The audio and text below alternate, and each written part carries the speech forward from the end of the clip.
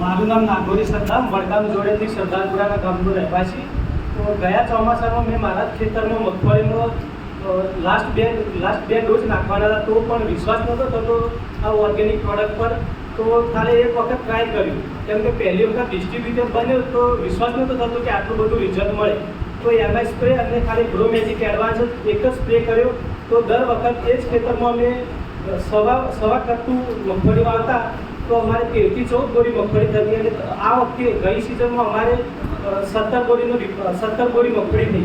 તો અમને સારું એવું રિઝલ્ટ મળે. અને આ વખતે આગલી સિઝનમાં મેં બહુ ખેડૂતોને વપરાય તો ઇન્ડિયા એગ્રોની મદદથી આ કંપનીમાં મારું ટીસી લેવલ થઈ ગયું અને 4.5 લાખનું મેં પોતે જ ખાતર સેલિંગ કર્યું છે ઇન્ડિયા એગ્રોમાં.